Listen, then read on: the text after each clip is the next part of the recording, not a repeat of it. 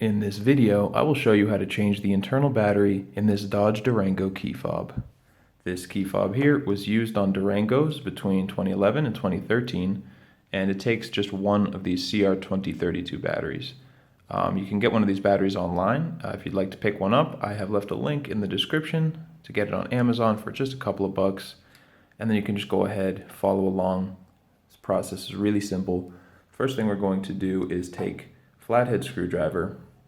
You can see where this key ring is here. There's kind of this little indentation for the key ring, and then we can see the seam along the side. We're going to go into that corner right there with our flathead screwdriver. So finding our corner, just going to kind of gently push and wiggle until it sticks in like that.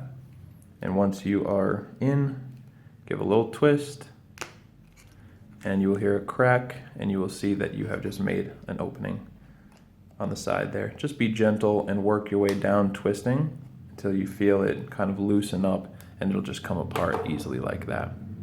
Now we can take these buttons, kind of this rubber component, set that to the side, and here's our battery. We can just come under it with our flathead screwdriver or even with our fingernail and just get under it and lift, and it will come free just like that.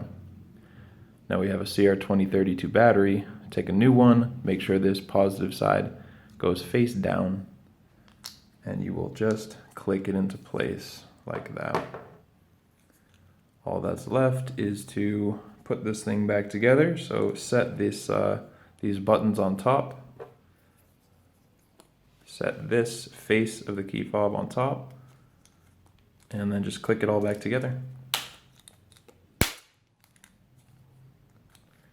There we go. That is all it takes. You are finished and ready to go.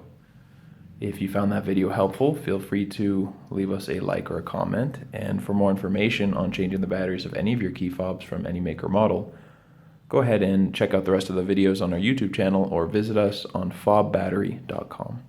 Thank you for watching.